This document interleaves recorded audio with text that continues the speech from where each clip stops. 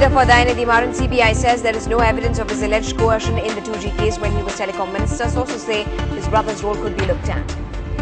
Meanwhile, Maran's grand-uncle M. Karunanidhi reacts to what he calls as conflicting versions of the CBI as he adopts a wait-and-watch approach.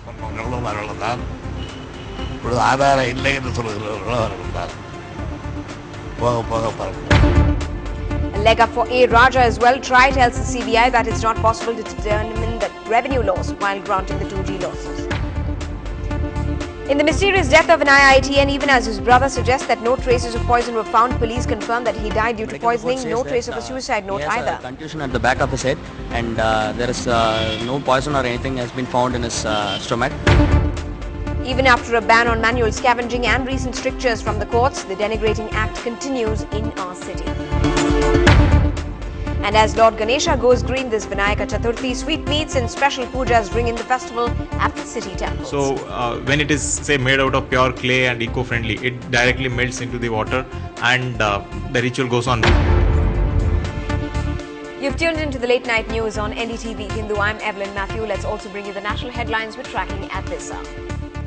Justice Soumitra Sen resigns after the Rajya Sabha voted for his impeachment. He sends the letter to the President. The Home Minister says the CBI should probe the killing of RTI activist Shaila Masood as the police question BJP MP Tarun Vijay. The Enforcement Directorate registers foreign exchange violation case against Yoga Guru Ramdev and his trust.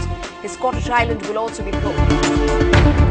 As Sports Minister Ajay Markan puts his foot down on the sports bill, his senior colleague Farooq Abdullah hits out at him. And Pranab Mukherjee tells NDTV that the Prime Minister and the Home Minister have answered all questions on why Anna Hazare was arrested. Our top story tonight. In a huge breather for Dayanidhi Maran, the CBI has told the Supreme Court that it has so far found no evidence that Dayanidhi misused his office as telecom minister to ensure that the phone company Aircel was sold to a close friend by the brothers.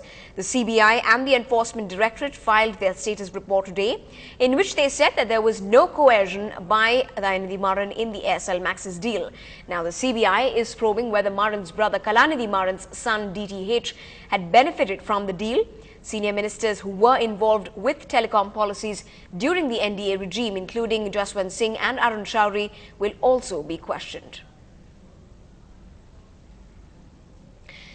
Now, although Mr. Maran himself has refused to comment on camera, his grand-uncle and DMK chief has reacted to what he calls conflicting statements by the CBI. He says he'll rather wait and watch.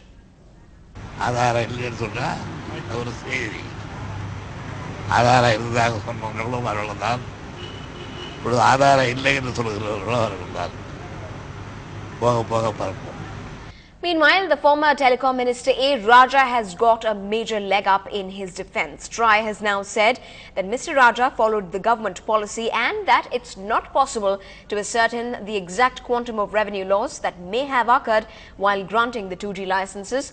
The regulatory body added that it was not possible to predict what sort of prices an auction would have raised for 2G and that it did not recommend an auction methodology at that time.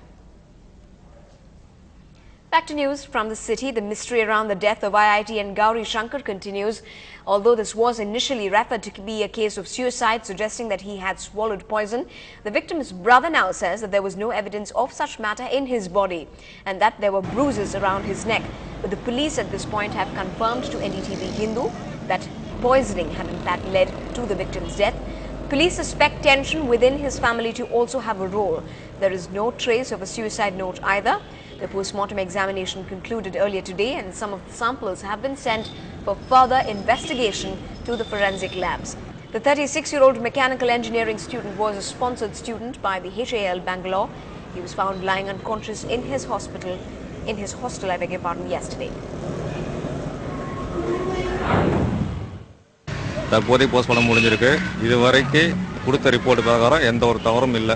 வாந்தி எடுத்ததால் இறப்பிற்கான காரணம் சொல்லியிருக்காங்க. அவ்வளவுதான். Report says that he has a contusion at the back of his head and there is no poison or anything has been found in his stomach, and further analysis will be done in the further two more weeks, and that's what the postmortem report has been saying.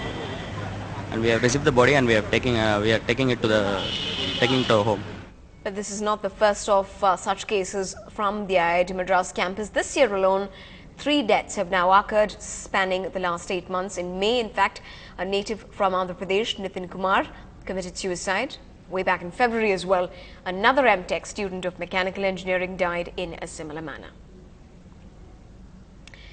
In not very pleasant news, as we are right in the middle of the festive month, food inflation has clawed its way up to the double-digit mark after a gap of 5 months. Food prices rose at 10.05% for the week that ended August the 20th, as onions, fruits, vegetables and protein-based items have turned more expensive. For instance, the pricey onion soared by 57.01% year-on-year, while that of potato by 13.31%. Egg, meat, fish, milk and cereals share the space on this graph. However, pulses are cheaper by 4% and wheat by close to 3% year-on-year. Analysts have pointed that this has happened because of supply-side constraints and increasing demand. Well, prices rose with a bang, literally too. You might want to stock up on those sparklers ahead of Deepavali. Cracker prices are set to rise with cost of raw material going up. Adding to the manufacturers' woes is the competition posed by Chinese fireworks being secretly brought into the country on a large scale and ready to be sold at a cheaper rate. Meanwhile, the State Fireworks Manufacturers Association say prices have gone up due to the central and state budgets, which had increased import duty on important raw material. Now, while preparations for the monsoon are on in full swing, it is not so in the most ideal possible fashion, it seems, in what emerged as a clear violation despite assurances in the past from the Chennai Corporation.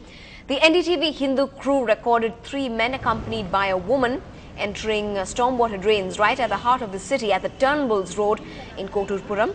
Even with the judiciary stepping in against this heinous act, it continues appallingly.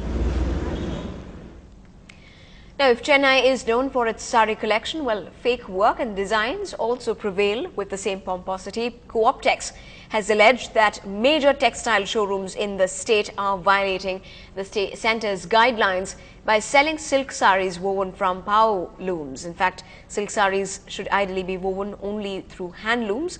These are, in fact, there are also other allegations that many of the showrooms in the state itself were using fake filigrees. They warned that the matter would be brought to the notice of the Textile Ministry and the state government. Up ahead on the bulletin, Mudumalai celebrates Vinayaka Chaturthi in true king size despite the heavy downpour there.